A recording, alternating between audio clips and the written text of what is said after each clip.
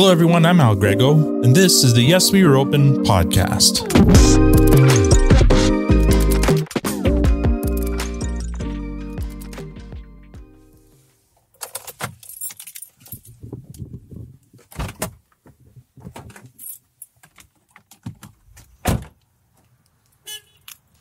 It's my last day in the Ottawa area. I'm in a village called Carp, about 33 kilometers west of the city's downtown core. The village is nestled in the scenic Ottawa Valley on the Carp River. With a population of around 2,000, Carp is steeped in history with roots dating back to the 19th century. The village retains much of its heritage through preserved architecture and local traditions. As I drove northwest along Carp Road, to my right I noticed one of those traditions, the Carp Farmers Market, as denoted by a charming building with red siding just beyond some gates with the words Carp Agricultural Society above them. This seemed to be the entrance to fairgrounds, which were impressive both in their size and makeup. There's a lot of activity happening on those grounds today. As it turns out, I was visiting just ahead of their annual Carp Fair, and everyone was busy in preparation. According to their website, the annual Carp Fair is one of the most popular rural fairs in all of Ontario, featuring a variety of architectural exhibits, a midway, many shows, musical artists, antique displays, strongman competitions, and much, much more. Not gonna lie, I was a little sad I was leaving. Carp is your prototypical quiet rural town, but it was a town with a secret. A secret so well kept that up until not so long ago, even its residents didn't know about it. That's where I'm headed now, just past the Carp Fairgrounds, as the houses become fewer and far between, until I finally make a left onto a rural road with no houses. There doesn't seem to be much to see, but there are gates, and then a parking lot, and then another gate leading to a helicopter landing pad and a shed. The shed doesn't look like much, but looks in this case are definitely deceiving. This shed is just an entrance to a wondrous place 4 stories underground. And this place is the subject of today's story, Diefenbunker.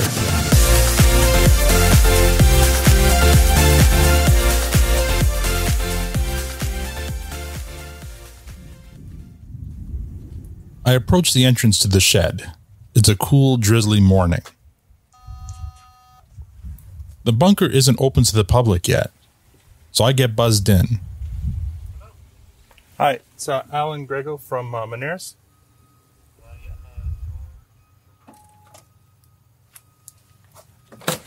And as soon as I step foot inside the shed, to my immediate left, there's an exhibit with some bombs and pictures of a jet. Then there's a massive bomb, about the size of a small car. Above that is a sign and logo for the Diefenbunker, Canada's Cold War Museum. I walk past the exhibits through the first set of doors down a tunnel. Morning. Later I find out this is called the Blast Tunnel. The tunnel leads me down about 100 meters to another exhibit. This time it's a video being projected on the blast tunnel floor, telling the story of the Cold War. I turn right and walk through 2 thick steel doors to the welcome desk.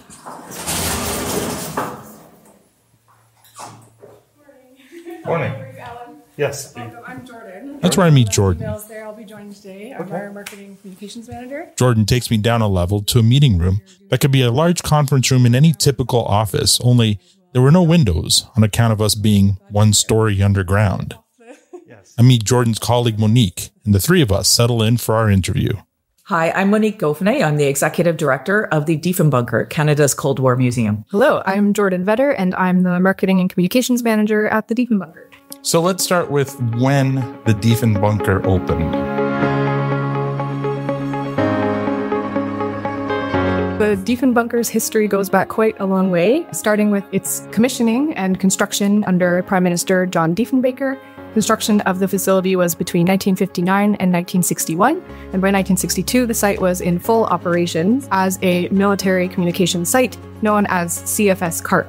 This site was communicating with a network of other bunkers all across the country, as well as with other communications operations within the NATO network. So lots of important work going on here, but at the time, a lot of it was not known to the public. It was quite secret, the work that was going on here. So there are other bunkers like this in other parts of Canada? There are. So the site here at CFS CARP was known as CEGHQ, or the Central Emergency Government Headquarters. There were also a number of regional headquarters in almost every province across the country, and these were much smaller than the site here. We are a 4-story underground facility and 100,000 square feet. Many of the others were at least a quarter of the size. This is about government continuity. Right. Should there ever have been an imminent threat of nuclear war here in Ottawa, this was the location for our federal government to come to. But of course, across Canada, every provincial government would need a form of continuity. Right. Well, so an evacuation plan into their bunker, their respective bunkers. But to your question, do these exist across Canada like here? They exist in form,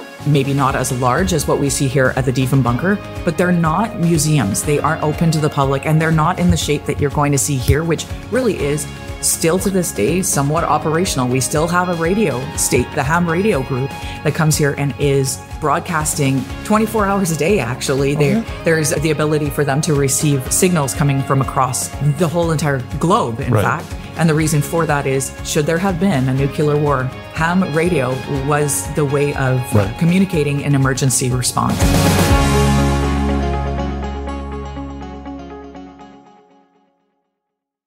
The site, while it did operate as a military communications site, we alluded to the fact that it was ready at any point in time if there were to be a nuclear attack on the country. So in that scenario, the bunker would have sheltered, locked down completely for 30 days, and it was ready to accommodate 535 people. This would have been key government and military officials, as well as civilians, required to keep the site operating and to ensure continuity of government.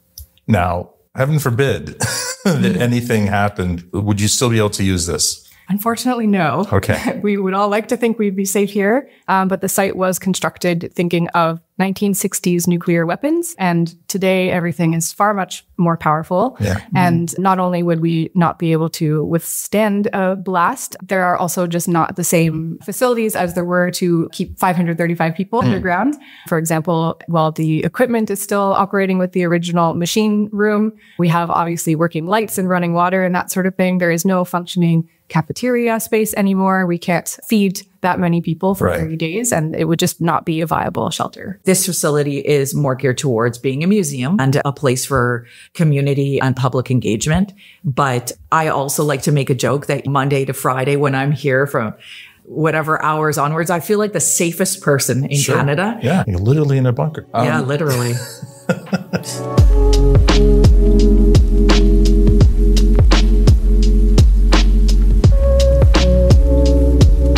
Normally, I would ask the business where they got their name. Now, this obviously here, the Diefenbunker, it's pretty obvious where the name came from. Did the Prime Minister ever actually visit the site? So, well, the name Diefenbunker is, of course, it's a bit of a moniker of Prime Minister Diefenbaker, and not a name that he came up with himself, but one that was a bit of a mockery, you can call it that. Well, he supported the commissioning of this facility in 1959. He never actually set foot in the Diefenbunker. No. And this was for one main reason, is that if you were designated to be stationed here in the event of a nuclear attack, you could not bring anyone with you. That was your role, your duty to the country, and you had to make the decision. Are you going to accept that position, come in the bunker, perform your job? Who knows what might be there or not be there for you at home after that 30 days? Or do you decline your position and stay with your family, protect them, and do what you need to do at home? And Prime Minister Diefenbaker had said very clearly that he would not leave his wife Olive behind. So he never set foot in the Diefenbunker. Interesting.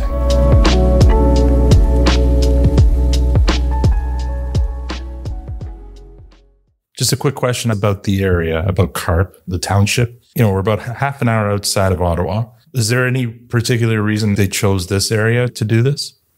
There definitely is. Okay. So as I mentioned a little bit, the site was not built to withstand a direct hit from a nuclear attack. It was actually built to withstand the force of a 5 megaton nuclear bomb from a distance of 1.8 kilometers away. Okay. But the thinking was at the time that if anything, the attack would come for the Parliament buildings downtown. And the way the winds blow and kind of the fact that we're in a little bit of a valley out here in CARP, this seemed like the perfect destination for a site of this kind. So out of the way of the fallout, potentially, that would have happened if there was an attack on Pro downtown. And Carp's a small town. I imagine in those days, small towns talk, right? They must know that there's something going on here and that was top secret. How did the government handle that?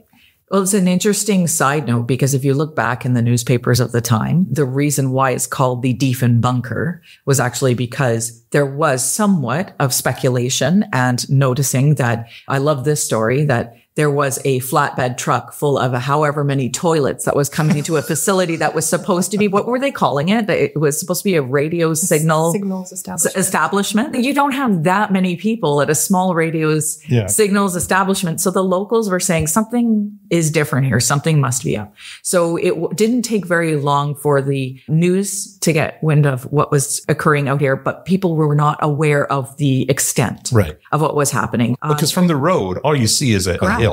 And maybe some a radio tower. Yeah, some that towers. Looks like a radio signal. Yeah, but that's it. But it's a big piece of property for there to just be a hill. And it sure is. Yeah. And when you come and visit us, you get to see just how extensive the construction of this facility would have been. Going down 4 stories. Yeah. How do you even hide a project like that from the surrounding area? Great question. Are we talking currently or when they were constructing? Like I'm looking, even luckily they didn't have Instagram and Snapchat at the time, and so people weren't able to in real time be sharing exactly what they were seeing and hearing happening in the area. And I think it really comes down to what you said of you can't hide construction of this scale, but people definitely knew something was going on, just not to what extent. So they did see trucks coming and going down the road. Obviously, there is a lot of concrete and rebar that was used in the construction. There's 32,000 cubic yards of hand-poured concrete that went into the facility and 5,000 tons of steel. So there's no way that you're... No, you can't hide that. Oh. No. If I'm a teenager in this town, I'm definitely riding my bike here every day to see what's going on. There was records that there was extreme security in the area. Individuals that were hired to do the construction. There was discussion about how they would have come from away to make sure that they were even not involved or they would have been under agreement. This would have been extremely difficult to hide, but the mandate of what it was intended for was what was secret.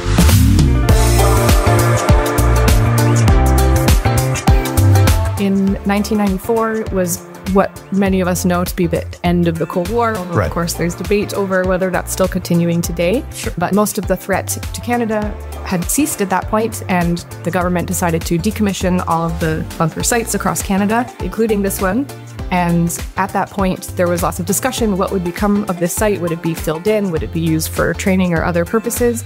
And ultimately, it was a group of volunteers that stepped forward to preserve the building, many of them who had been former CFS CARP personnel.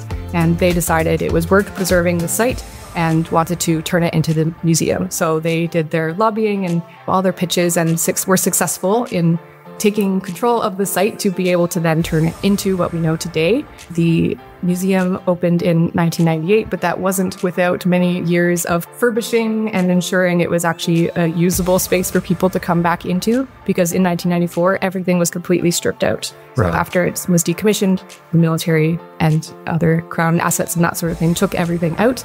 And everything that you see now has actually been a long effort of resourcing and finding these assets and bringing them back into the museum today. So we credit a lot of that work to the original founders and volunteers of the museum. But of course, that work is still ongoing. Sure. And we were able to incorporate, also register as a charitable organization. And by 1998, could open to the public for the first time, which was also, interestingly, for many of the former CFS CARP personnel, was also the first time that they were able to see some of the spaces in the site, because when they were working here, a lot of it was top secret. They had no clearance. Yeah. Exactly. Wow. And for their families or members of their close-knit friends, they weren't able to talk to them about this portion of their life. So we have a number of people who still to this day will come through on tours that they worked in these walls, but they could not share that with their significant others, those around them. And now they have the opportunity to walk through it. It's extremely meaningful when you hear the stories that they're sharing with our tour guides.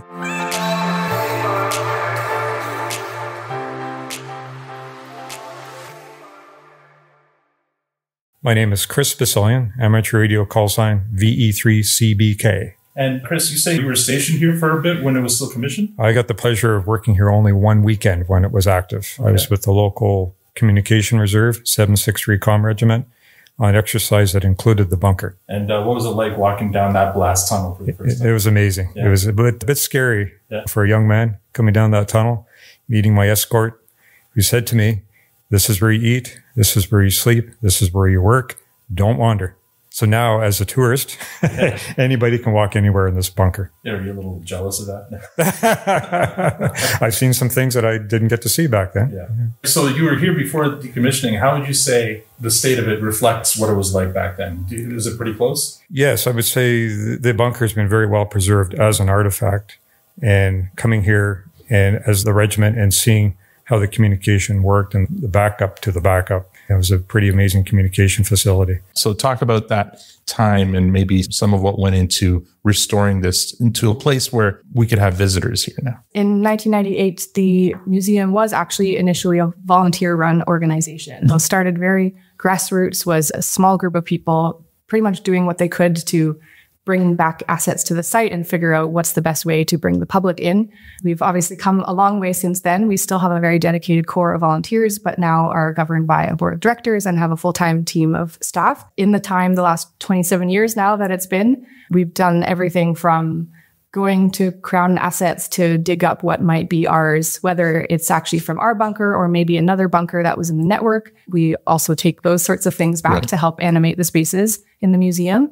Over the years, we've also introduced many new exhibitions. So not only being able to see what the site would have looked like, but adding some sort of interpretation so that it's more accessible for different audiences and pulling out some of those stories from the Cold War that you may not be able to tell or know just by looking at the objects that are in here. I like that word, animating the space. Every single day that I show up here, our collections and curator, the coordinator at collections, is talking to us about assets that they may have found, or the ones that are here and they've researched them and understanding exactly where they've come from. There are so many different decades that are represented here. As you walk through this facility, you will see, and the museum itself, some of the rooms look like they're 1961. Right. Others look like there's technology from the 1990s. Right. And also others have the color schemes and painting of the 1980s. Right. There's a hospital area. There's a dentist. There's services that were required if you had 535 people on a lockdown for 30 days. There's even a nuclear family kitchen.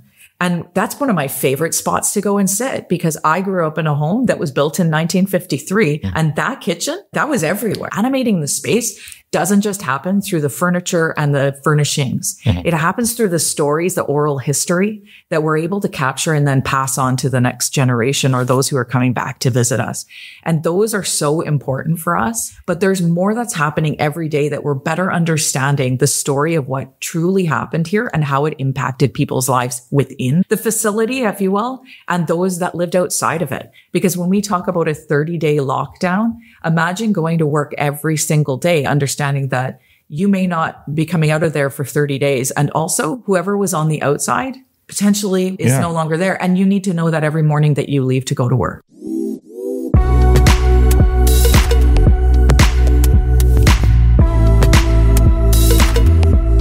Talk about some of the attractions here then. It's operating as a museum, and you say 4 levels of stuff that used to be top secret that now people can witness. What other kind of attractions do you offer? So I'm really excited by the fact that we have things that are unique, not just through the facility, but also offerings that cover a lot of different interests. For example, we will have an artist in residence happening. We have a live radio station where people can see the ham operators working, and they will explain to them who they spoke with and where they were from across the world. We have an escape room. How cool is that? I was waiting for you to say escape room, because that's very cool, actually. Now, if you've ever enjoyed doing an escape room, imagine doing that in a Cold War bunker. You can't get that experience anywhere else. I'm pretty sure in the world, actually. So these are unique offerings that we have. We obviously have, for the younger groups, we have summer camps, spy camps, if you will, that they're called. And those type of engaging aspects are really important for the next generation. We really have to keep in mind, too, that we are Canada's Cold War museum. And to us, this is more than just the story of the Diefenbunker, but all of the people and even the communities and what life was like in Canada at the time of the Cold War. And I think there's so much there that's relevant even for a younger generation. We're looking nationally and internationally with things like the Speaker Series that is available and free to people to watch online. So we're doing some expanding work there, as well as some digital work that will be available. And those are great tools for educators and for homeschoolers and for folks that are just in a different part of Canada and have not yet been able to come through the blast tunnel.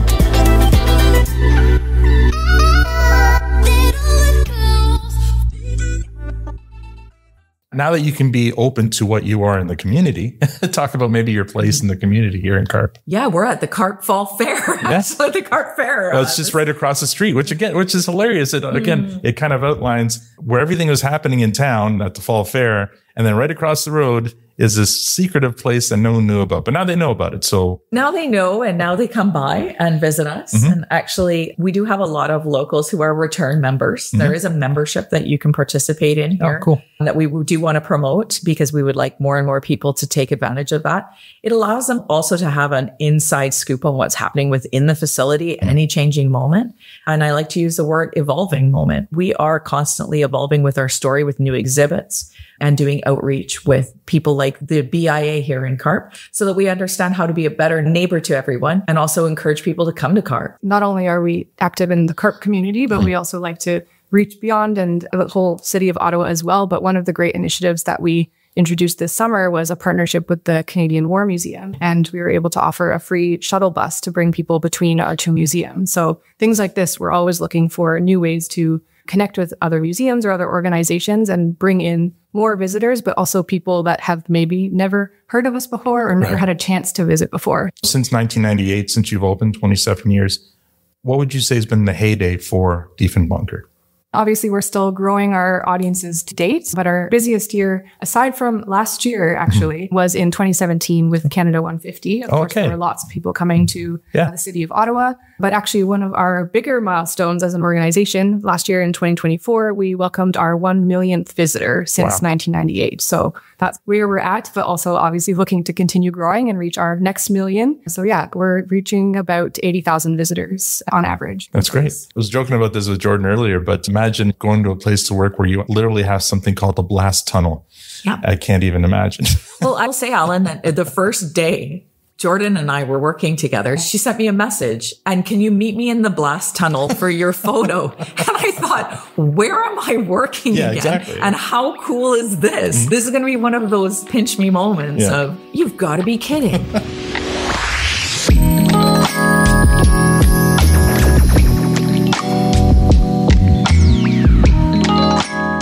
Pretty cool indeed. The Diefenbunker offers a truly unique experience. But you know what's coming in part 2. This is where we dive into the struggle. But what kind of obstacles could possibly threaten a place designed to survive a literal nuclear blast? Stay tuned to find out.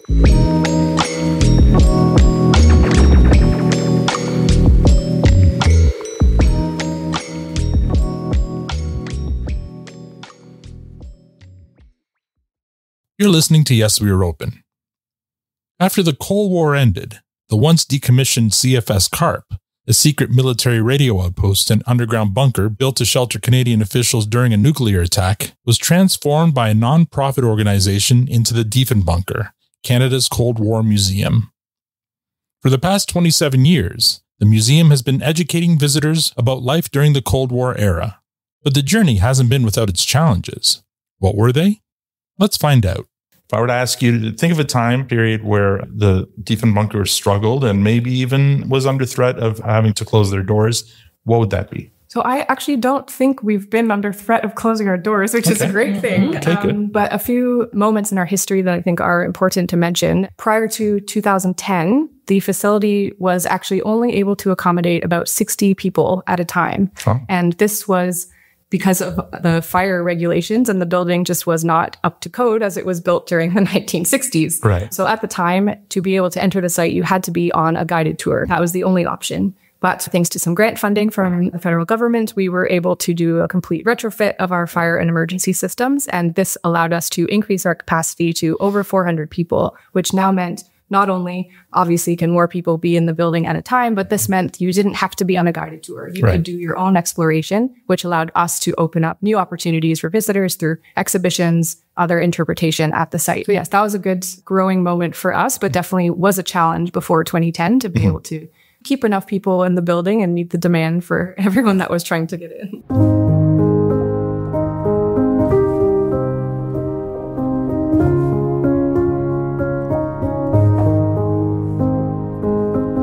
I think it's fair to say that the years 2020 and 2021 were a struggle for most facilities that would be open to the public. And they were a struggle for the public. We talked earlier about the impacts of isolation and a lockdown for 30 days. Well, that impacted tourism as a whole, not just in the National Capital Region, not just in CARP, but across the world. So, I mean, it's an understatement to say that it was a time of struggle. However, as Jordan had mentioned, there wasn't a threat of us closing our doors other than in compliance with what was required at the time, but we had to adapt. So to this day, you'll still see, and I love this because this is a concept of evolution in a museum as well. We see remnants of some of those arrow markers of this is the direction we need you to walk and those sorts of things, because it tells the story itself as well of 2020 and 2021. I think we were closed for about 9 months during that time. We were actually, because of some of the initiatives we were able to implement, whether it was our online programming or just increasing our time ticketing and ways to make the visitor experience more comfortable for people that did want to visit. Because of all of that, we were actually the first museum in Ottawa to reopen after the first set of lockdowns. Wow. So our team was quite agile during that time. Yes, it was a difficult time, but we were able to come together and make that happen so that we could welcome visitors safely again. Our visitorship came back quite quickly compared to a lot of other organizations. In 2020 and 2021, we had about 20,000 visitors, which is, for the time, still reasonable. But by 2022, we had more than doubled and saw almost 50,000 visitors. And then by 2023, we were almost back up to pre-COVID numbers.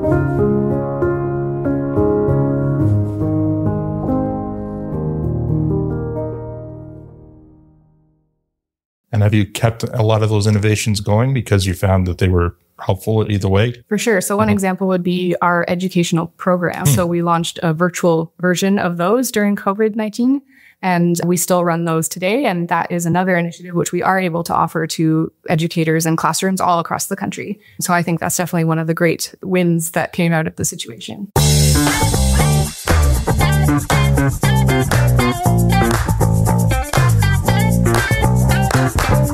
The use of technologies is incredible of how much we realize that we've adopted and adapted to. And the classic word of COVID-19 was pivot in tourism. And this team did an exceptional job at that.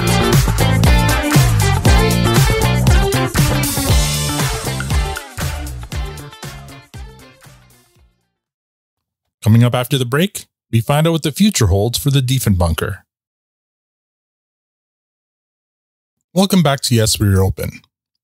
Built in secret during the early 60s and decommissioned in the 90s, the Diefenbunker has since become a beloved landmark in CARP, Ontario, drawing over 1 million curious visitors to this quiet little village. Despite its Cold War origins, the team behind the Diefenbunker has turned it into a vibrant hub of education and storytelling, overcoming challenges to keep history alive. So what does the future hold for the Diefenbunker? Let's find out. For an organization that's focused on talking about the past, talking about the future might not be something you're used to, but let's talk about the future of the Diefenbunker. What are your plans for the future? So talking about the past is the future, in fact, here at the Diefenbunker, because we do have plans to do some really engaging new exhibits. I don't want to tell you all of those things quite yet, what they're going to be, but people will come to expect this in the coming years, is that this is an ever refreshing and evolving environment where stories shift, exhibits are shifting, and offerings will shift as well. That being said, there are many great offerings already, so those will continue.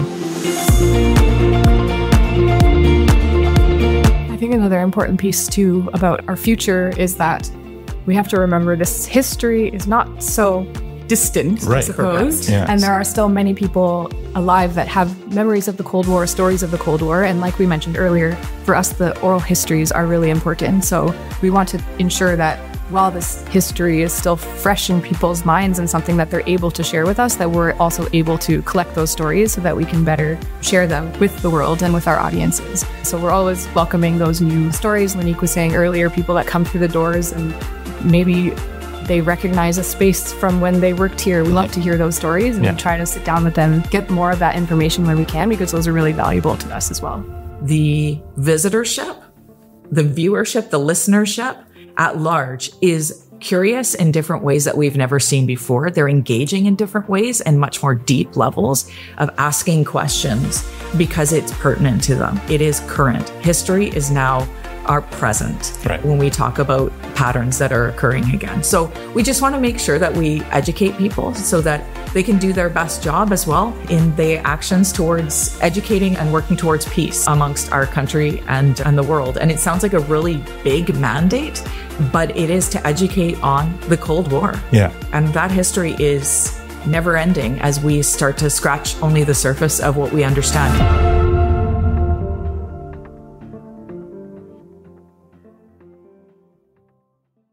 When we talk about the future here, however, I think that there is a great opportunity to talk about our volunteer group, and we are looking to support them and also to encourage others to be recruited into that environment. Because as we have people coming through the doors, we've had the questions of how can I volunteer here? How could I get involved? And we want to make sure that we reach out to the community at large and let them know that there is a place for them to do that here. So Jordan, you've been here longest. I'll start with you. Yeah, how do you feel about your time here and what Diefenbunker has accomplished? Wow, that's a big question. Honestly, fantastic. Yeah. Even in 4 years that I've been here, I feel like every week, month, year, everything is evolving and improving. And there's so much that our team brings to the table. And I also am very grateful to just be a part of the team and help make these things happen. I just like all the possibility that exists here. And Monique, I know you're very new here. You already talked about how surreal it was to walk through this glass tunnel for the first time and think, I work here. So maybe just talk about what it's like working here and how you feel about the future.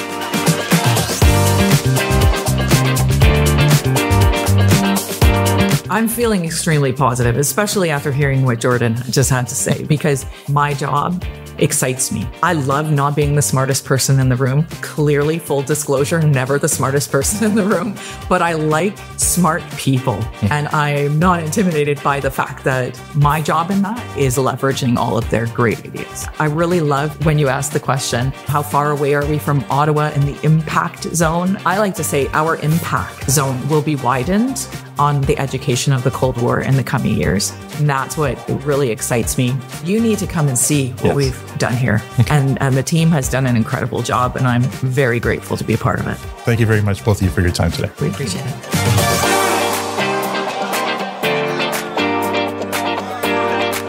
Monique and Jordan, is the Diefenbunker open? Yes, we are open. Perfect.